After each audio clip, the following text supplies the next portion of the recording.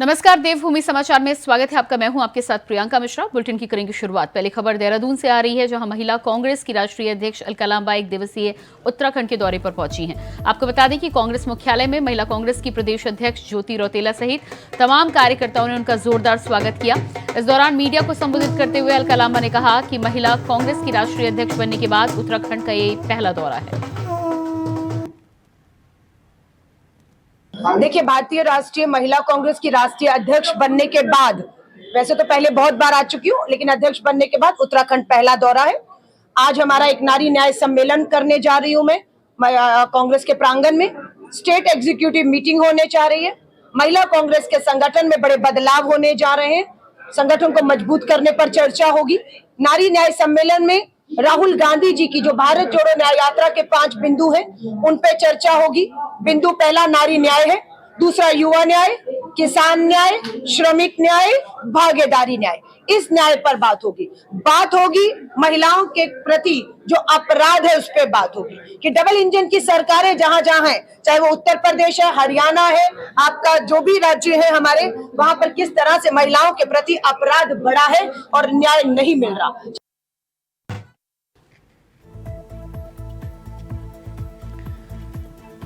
तो अलका लांबा महिला राष्ट्रीय कांग्रेस की अध्यक्ष बनने के बाद पहली बार देहरादून के दौरे पर आई हैं। उनका कहना है कि राहुल गांधी और कांग्रेस से जुड़े हुए तमाम मुद्दों पर बातचीत की जाएगी। महिलाओं को प्रोत्साहित करने का काम, महिलाओं से बातचीत करके उनकी समस्याओं के बारे में और साथ ही साथ चुनाव को लेकर, भागीदारी को लेकर चर्चा की जाएगी।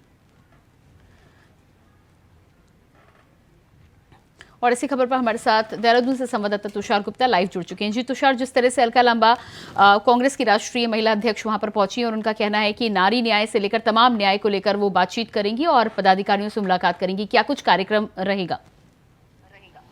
देखिए, बिल्कुल कांग्रेस की राष्ट्रीय अध्यक्ष अलका लांबा आज उत्तराखंड दौरे पर है और कई महत्वपूर्ण चर्चाओं पर उन्होंने आज प्रेस वार्ता करी। साफ तौर पर भाजपा पर उन्होंने जो निशाना साधा है कि लगातार भाजपा महिलाओं का उत्पीड़न कर रही है। लगातार उनकी सरकार में जो महिलाओं का जो ग्राफ है उत्पीड़न का, वो बढ़ता हुआ नजर आया है। उत्तराखंड में उन्होंने अंकिता भंडारी मर्डर केस की बात करी और साथ साथ उन्होंने जो न्याय सम्मेलन वहाँ पर महिला न्याय सम्मेलन उन्होंने वहाँ पर किया, जिसमें जो महिलाएं हैं वो उसमें अत्यधिक कहा जा सकता है कि तौर पे जुड़ी है। तो कहीं ना कहीं जो पूरे लांबा राष्ट्रीय अध्यक्ष जी का जो जितना भी दौरा रहेगा बहुत महत्वपूर्ण रहा है और लगातार जो कहा जा सकता है कि महिलाओं से जुड़ने की उन्होंने कोशिश की है। जितनी भी कार्यकर्ताएं थी महिला मोर्चा की, उनकी कार्यकर्ताओं से उन्होंने बैठक की कि किस तरह से उनका रोड मैप रहने वाला है। वहीं जिले स्तर पर अब न्याय यात्रा निकाली जाएगी, महिला न्याय यात्रा। उसी के तहत जो लोग हैं जन जन तक पहुंचा जाएगा कि किस तरह से जो ग्राफ लगातार देश भर में बढ़ता हुआ नजर आ रहा है महिला उत्पीड़न को लेकर, तो उसे कांग्रेस उजागर करने की कोशिश करेगी। साथ साथ इसे मुद्दा बनाकर कहा जा सकता है कि लोगों तक पहुंचने की कोशिश की जाएगी। वहीं मैं बात करूं तो 100 दिन की जो गारंटी है वो कांग्रेस ने दी है। कांग्रेस की जो महिला राष्ट्रीय अध्यक्ष अलका लांबा ने कहा है कि जब 100 दिन पूरे हो जाएंगे हमारी सरकार बनकर, तो हम किसानों का जो कर्जा है वो माफ़ कर देंगे। साथ साथ जो रोजगार है 60 लाख रोजगार हम देंगे। साथ साथ जिस तरह से अग्निवीर योजना भारत सरकार द्वारा चलाई जा रही है उसे हम रद्द करेंगे और जो युवा होंगे उन्हें पक्की नौकरी सेना में देंगे। तो ऐसे में कई वादे अलका लांबा ने पूरी प्रदेश की जनता से किए हैं प्रेस वार्ता के माध्यम से। उसके बाद एक नारी सम्मेलन किया गया जिसमें महिलाओं से वो सीधा जुड़ी है। उसके बाद अगर मैं बात करूँ तो कांग्रेस के जितने भी वरिष्ठ पदाधिकारी हैं उनके साथ जो बैठक है वो चल रही है। जी बिल्कुल।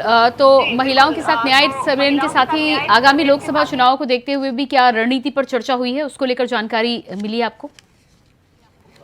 देखिए, बिल्कुल जिस तरह से उन्होंने एजेंडा तय किया है कि किस तरह से जो महिला उत्पीड़न के जो मामले लगातार बढ़ते हुए नजर आ रहे हैं, कांग्रेस लगातार कह रही है कि जिस तरह से एनसीआरबी की जो रिपोर्ट है उसमें हिमालय राज्यों में जो 9 राज्य आते हैं उसमें से पहला नंबर महिला उत्पीड़न के जो ग्राफ है सबसे अधिक उत्तराखंड है। तो ऐसे में जो ये मुद्दा रहने वाला है उत्तराखंड में। साथ साथ अंकिता भंडारी मर्डर केस के लिए लगातार न्याय की बात कांग्रेस करती है। तो महिला उत्पीड़न कांग्रेस का एक मुख्य मुद्दा रहने वाला है। केंद्र की तरफ से, वहीं बेरोजगारी महंगाई के साथ जो जन जन तक लोगों तक पहुंचाया जाएगा। तो इस महिला उत्पीड़न उनका मुख्य मुद्दा रहने वाला है। जिस तरह से कई भाजपा नेताओं पर जिस तरह से आरोप लगाया, जिसमें उन्होंने मलिक का नाम लिया, माफ़ कीजिएगा, जिस तरह से बृजभूषण पे आरोप लगे थे, उसके बाद अगर मैं बात करूँ तो कई भाजपा नेताओं का उन्होंने इस बार जिक्र किया है कि इन पर जो महिला उत्पीड़न का है वो आरोप लगे हैं। ऐसे में जो सरकार चल रही है वो महिला उत्पीड़न को प्रमोट करती है। ऐसे में हम जन जन तक पहुंचेंगे, उन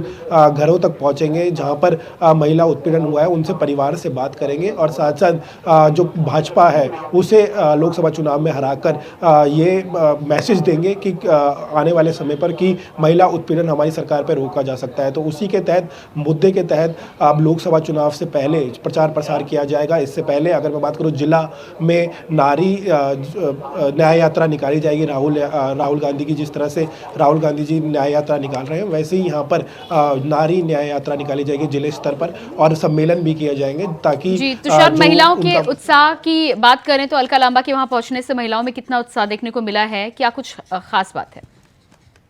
देखिए, बिल्कुल जिस तरह से जो महिला कांग्रेस है, कमेटी है, उन्होंने उनका स्वागत फूल मालाओं से किया। साथ साथ एक कहा जा सकता है जोश बढ़ने का काम उन्होंने महिला विंग में किया है, क्योंकि इस उत्तराखंड की मैं बात करूं तो अत्यधिक जो वोट परसेंटेज रहता है महिलाओं का 60 से 70 के बीच में रहता है। पुरुषों से अधिक महिलाएं वोटर्स यहाँ पर वोट डालती हैं। तो ऐसे में बहुत ज़रूरी है कि महिला सशक्तिकरण को आप अपनी पार्टी से जोड़ें, या फिर महिला सशक्तिकरण का जो मुद्दे हैं उनको अपनी पार्टी के मैनिफेस्टो में जोड़ें। उत्तराखंड में अगर आपको लोकसभा की 5 सीटें जीतनी है, तो ऐसे में महिला सशक्तिकरण के लिए, महिलाओं को प्रमोट करने के लिए आज अलका लांबा यहाँ पर पहुंची थी, अपनी पार्टी को मजबूती देने के लिए। और साथ साथ कहा जा सकता है कि एक बूस्टर देने के लिए कि लगातार आप महिलाओं तक पहुँचें, उनसे प्रचार प्रसार करें, पार्टी का ब्लॉक स्तर तक जाएँ। और इसी के तहत आज दिशा निर्देश दिए गए हैं। साथ साथ महिला विंग को मजबूत करने के लिए कई पदाधिकारियों का नाम भी आज चेंजेस कर सकते हैं, क्योंकि ये बात उन्होंने कही है कि आज कुछ महिला विंग मोर्चे में कुछ बदलाव देखने को मिल सकता है, जिससे पार्टी मजबूत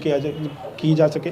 तो कहीं ना कहीं अलका लांबा के आने से जो मजबूती है या फिर जोश है वो महिला कार्यकर्ताओं में देखने को मिलेगा, और साथ साथ वो अब पार्टी का प्रचार प्रसार करेंगे। तुषार, इस तमाम जानकारी के लिए बहुत शुक्रिया आपका। और इसके बाद बात करेंगे अगली खबर की। खबर देहरादून से है, जहां मुख्यमंत्री पुष्कर सिंह धामी ने कहा है कि आज चंपावत, पिथौरागढ़ और मुनस्यारी के लिए हेली सेवाएं प्रारंभ हुई हैं। उससे पर्यटकों की यात्रा सरल होगी और समय भी बचेगा। आपदा के समय उपचार के लिए स्वास्थ्य सेवाओं के लिए ये योजना बहुत कारगर साबित होगी। इससे प्रदेश में रोजगार भी बढ़ेगा।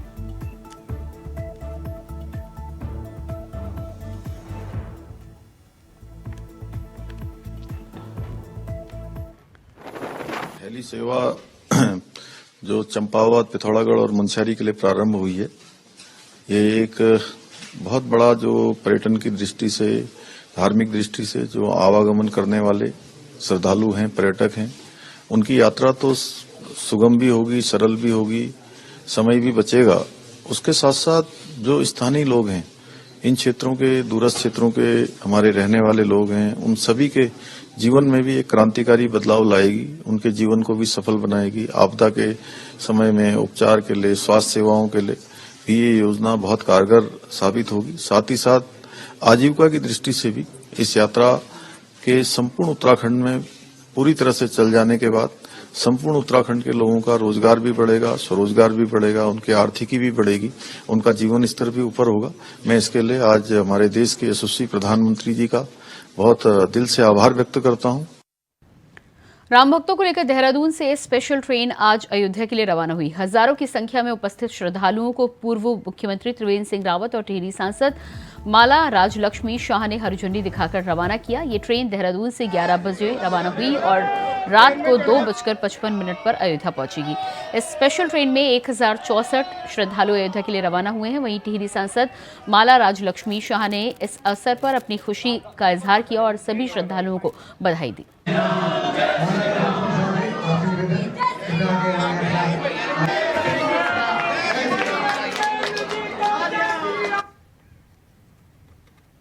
सभी लोग बहुत सौभाग्यशाली है कि श्री राम जी का अयोध्या में दर्शन करने का सौभाग्य सबको मिल रहा है। मैं आदरणीय मोदी जी को धन्यवाद देना चाहती हूँ जिन्होंने इस मंदिर का आज इतने साल बाद ये बना कंप्लीट हुआ और हम सभी का सौभाग्य हो रहा है हम राम जी का दर्शन करने के लिए हम लोग सब जाएंगे आगे। और पूरा देश ही नहीं, पूरा दुनिया में इस बात का चर्चा हो रहे हैं कि राम जी का इतना भव्य मंदिर जो खुला है, सभी देश, हमारे देश ही नहीं पूरा दुनिया से लोग आकर देखेंगे। और सभी आदरणीय मोदी जी को हम लोग सब मिलकर धन्यवाद देंगे। धन्यवाद। जय श्री। देहरादून से अयोध्या के लिए आज पहली ट्रेन को रवाना किया गया। आस्था स्पेशल ट्रेन में श्रद्धालुओं की भारी भीड़ देखने को मिली। इस दौरान ट्रेन के फ्लैग ऑफ होने के बाद पूर्व सीएम त्रिवेंद्र सिंह रावत से बातचीत की हमारे संवाददाता तुषार गुप्ता ने।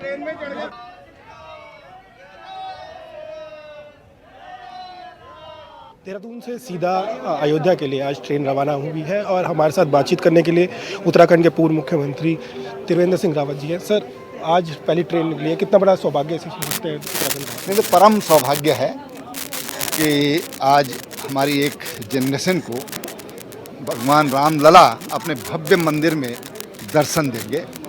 और उत्तराखंड से आज ये देहरादून से ये आस्था ट्रेन यहाँ से गई है, हज़ारों लोग उसमें गए हैं। तो मैं समझता हूँ उनको एक सौभाग्य मिला है और एक जो भविष्य का इतिहास ये गढ़ने जा रहे हैं, क्योंकि राम मंदिर का निर्माण ये राष्ट्र मंदिर का निर्माण है।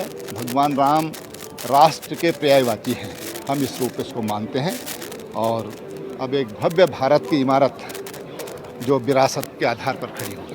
सर, आपने लोगों को पूरी ट्रेन का फ्लैग ऑफ किया है, उसके बाद अगर बात करूँ तो श्रद्धालुओं में कितनी आपको आस्था दिखी और साथ साथ आपने भी दर्शन किए? नहीं, देखिए, श्रद्धालुओं की तो आस्था इस बात से दिखाई दे रही है कि किस जोश और किस उत्साह के साथ जा रहे हैं। लोग परिवार सहित जा रहे हैं, बच्चों के साथ जा रहे हैं। इतना ठंडा है उसके बावजूद बच्चों के साथ जा रहे हैं। तो एक बहुत ये आस्था ही है और आस्था की पराकाष्ठा है। देखिए, बिल्कुल जिस तरह से जो लोगों के अंदर उत्साह देखने को मिल रहा है रामलला के लिए, और आज जो स्पेशल ट्रेन है देहरादून से अयोध्या के लिए वो यहाँ पर जारी की गई है, शुरू यहाँ से रवाना हो चुकी है अयोध्या के लिए। और कहा माना जा रहा है कि ये ट्रेन जो यहाँ के तीर्थयात्री हैं उनके लिए काफ़ी बड़ी सौगात है राज्य सरकार की तरफ से। कैमरा जर्नलिस्ट निशांत चौहान के साथ मैं तुषार गुप्ता, इंडिया वॉइस, देहरादून। उत्तराखंड के कैबिनेट मंत्री प्रेमचंद्र अग्रवाल आज हरिद्वार दौरे पर रहे, जहां उन्होंने सबसे पहले हरिद्वार के ऋषिकुल में आयोजित विकसित भारत संकल्प मेगा प्रदर्शनी में प्रतिभाग किया। इस दौरान उन्होंने उत्तराखंड बजट पर बोलते हुए कहा कि उत्तराखंड बजट सत्र 26 फरवरी से 1 मार्च के बीच रहेगा। इसमें हमारा प्रयास रहेगा कि इस बार का बजट उत्तराखंड वासियों के लिए एक अच्छा बजट साबित हो।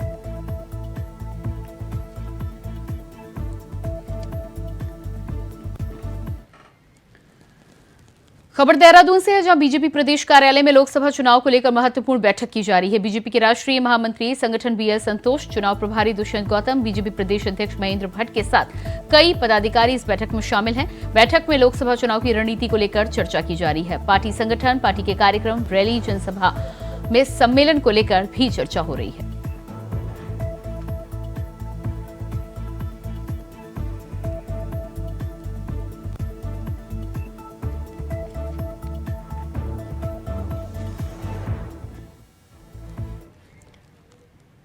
बुलेटिन में फिलहाल रुकते हैं एक छोटे से ब्रेक के लिए, फौरन वापस लौटते हैं। ब्रेक के बाद बात करेंगे अगली खबर की। उत्तराखंड में बीजेपी किसान मोर्चा परिक्रमा यात्रा निकालने जा रहा है, जिसका शुभारंभ पूर्व में 12 फरवरी को भाजपा के किसान मोर्चा के राष्ट्रीय अध्यक्ष कर चुके हैं। इस यात्रा के दौरान उत्तराखंड के सभी गांवों में भाजपा किसान मोर्चा के पदाधिकारी पहुंचेंगे और जनता को राज्य और केंद्र की जन कल्याणकारी योजनाओं की जानकारी देंगे। अगर किसी गांव में कोई बीजेपी से जुड़ी हुई योजना नहीं पहुंच पा रही है तो उसके लिए अधिकारियों से वार्ता की जाएगी और गांव के किसानों को सरकारी योजनाओं का लाभ पहुंचाने का काम किया जाएगा। इस ग्राम परिक्रमा यात्रा का अभियान हमारा 12 फरवरी से मुजफ्फरनगर के शुक्रताल के मां शाकुंभरी देवी प्रांगण से अपने राष्ट्रीय अध्यक्ष माननीय राजकुमार चार जी ने और माननीय योगी आदित्यनाथ जी ने शुरू किया। हमें प्रत्येक गांव में जाकर केंद्र और राज्य सरकार की कृषि एवं कृषि कल्याण और गांव के उत्थान के लिए जो भी केंद्र और राज्य सरकारों की योजना है उनको गांव-गांव तक किसान भाइयों तक पहुंचाना है। गांव में जाके हमने देव स्थान को सार्वजनिक स्थल पर सफाई का काम करना है। स्वच्छता अभियान को हमने महत्वपूर्ण भूमिका निभाते हुए स्वच्छ भारत के मिशन को कामयाब करना है। 15 फरवरी से फायर सीजन की शुरुआत हो चुकी है, जिसको देखते हुए वन विभाग अलर्ट मोड पर है। इसी साल बारिश कम होने की वजह से वातावरण में नमी कम है, जिसकी वजह से वन अग्नि की घटनाओं पर अंकुश लगाना वन विभाग के लिए चुनौती बन सकता है। आपको बता दें कि बीते 3 साल में वन अग्नि की 35 घटनाएं घटी हैं। विभागीय मंत्री सुबोध उनियाल का कहना है कि वन अग्नि की घटनाओं को रोकने के लिए आम जनता की सहभागिता भी जरूरी है। पूरी तरह से तैयार है। आपने देखा इस वर्ष पहली बार विंटर्स में भी जंगलों में कहीं ना कहीं आग लगी, क्योंकि बारिश नहीं थी, मॉइस्चर लेवल खत्म हो गया था। लेकिन विगत दिनों जो पानी बढ़ा इससे कहीं ना कहीं मॉइस्चर लेवल बढ़ा है। और अगर आप पिछले 2 वर्षों के आंकड़े देखेंगे तो 22-23 में ये हम लोग और वर्षों के मुकाबले 50% तक अंकुश पड़ने में सफल हुए थे, और विगत वर्ष मात्र और वर्षों के मुकाबले 20% ही वनाग्नि की घटनाएं हुई है। तो हमारा वही प्रयास रहेगा कि वनाग्नि की घटनाएं निरंतर कम होते रहें, और इसीलिए इसमें जन सहभागिता, मैंने कहा बिना जन सहभागिता के किसी भी आपदा को आप रोक नहीं सकते। इसी को देखते हुए हम लोगों ने प्रथम चरण में उन 72 ग्राम पंचायतों में ग्राम प्रधान की अध्यक्षता में वनाग्नि ग्राम प्रबंधन समिति बनाई है, जिसमें ग्राम प्रधान जी अध्यक्ष होंगे, वन पंचायत के सरपंच, महिला मंगल दल के अध्यक्ष, युवक मंगल दल के अध्यक्ष, वन विभाग और राजस्व विभाग के कर्मचारी उसके सदस्य होंगे। खबर देहरादून से है, जहां नेशनल हेल्थ मिशन के अंतर्गत स्मार्ट फूड स्ट्रीट जल्दी बनने जा रहा है, जिसकी जानकारी देते हुए नगर आयुक्त गौरव कुमार ने बताया कि स्मार्ट फूड स्ट्रीट की लागत में 1 करोड़ की धनराशि नेशनल हेल्थ मिशन की ओर से दी जाएगी। और जानकारी दी है कि 2 करोड़ की राशि नगर निगम इस पर खर्च करेगा, जिसके लिए जगह चिन्हित कर ली गई है। डीपीआर तैयार हो चुका है। साथ ही जानकारी है कि शासन इसकी संस्तुति के लिए इसका नक्शा भेज दिया गया है। जैसे ही मंजूरी मिलेगी वैसे कार्य की शुरुआत कर दी जाएगी।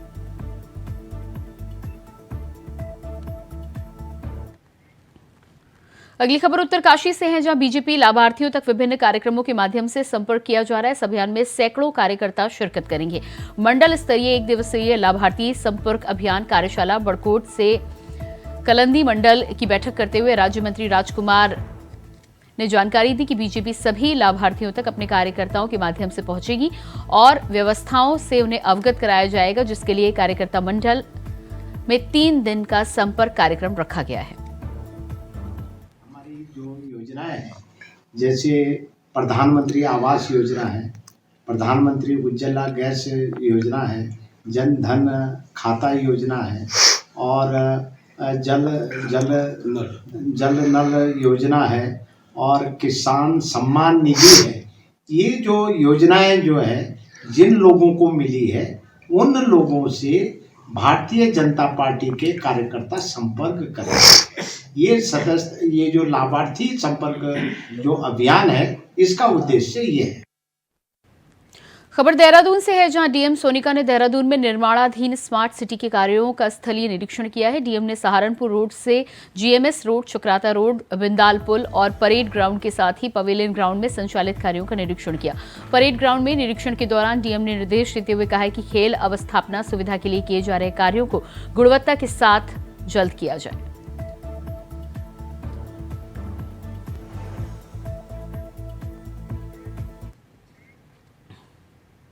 अगली खबर हरिद्वार से है, जहां गंगा में अवैध खनन को लेकर मातृ सदन ने एक बार फिर से प्रशासन के खिलाफ मोर्चा खोल दिया है। मातृ सदन के परमाध्यक्ष शिवानंद महाराज ने अवैध खनन की कुछ वीडियो जारी करते हुए प्रशासन की शय पर अवैध खनन कराने का आरोप लगाया है। मातृ सदन के आरोपों पर हरिद्वार डीएम ने वीडियो की सत्यता पर सवाल खड़ा करते हुए कहा है कि वीडियो कहीं का भी हो सकता है।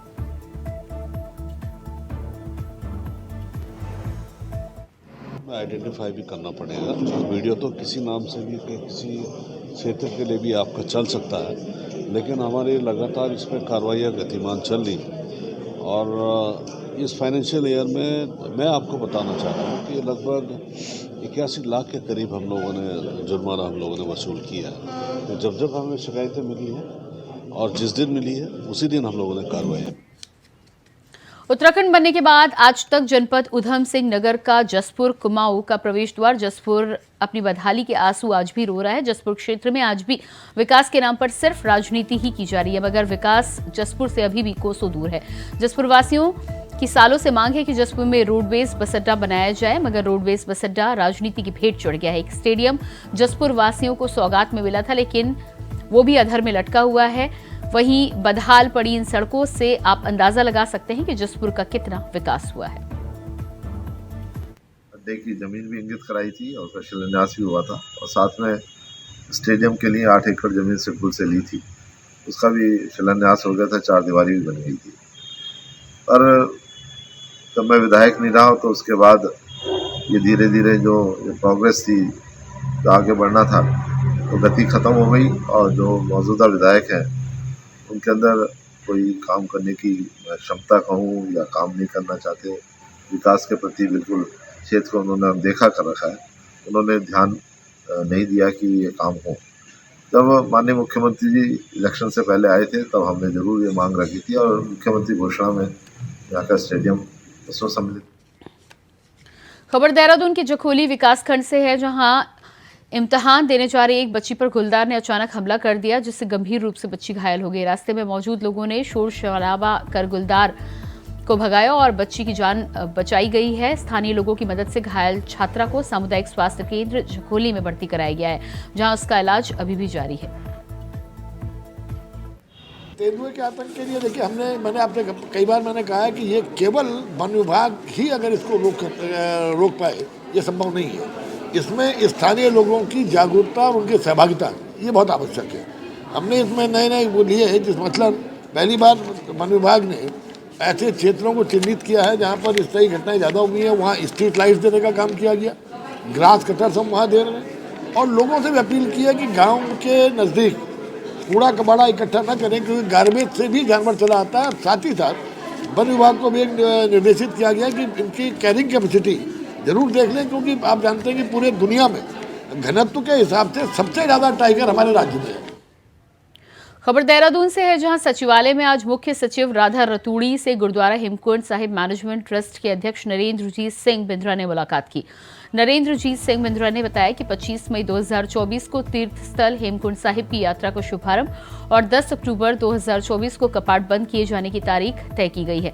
राज्य सरकार ने इस पर सहमति दी है। मुख्य सचिव राधा रतूड़ी ने कहा है कि प्रशासन के द्वारा इस दिशा में पूर्ण सहयोग किया जाएगा। आज मुझे बड़े हर्ष के साथ आपको सूचित करना है कि आज श्रीमती राधा रतूड़ी मुख्य सचिव उत्तराखंड सरकार से मुलाकात कर विचार विमर्श कर हेमकुंड साहिब मैनेजमेंट ट्रस्ट ने यह निर्णय लिया है कि यात्रा 2024 इस वर्ष 25 मई से प्रारंभ होगी एवं 10 अक्टूबर को इसकी समाप्ति होगी। मैं दोहराता हूं कि कपाट 25 मई 2024 को खुलेंगे और 10 अक्टूबर 2024 को बंद होंगे। आप सभी से निवेदन है कि इन तिथियों को ध्यान में रखते हुए अपनी यात्रा का तैयारी करें। और इसी के साथ देवभूमि समाचार में इतना ही। खबरों के लिए बने रहिए इंडिया वॉइस के साथ। नमस्कार।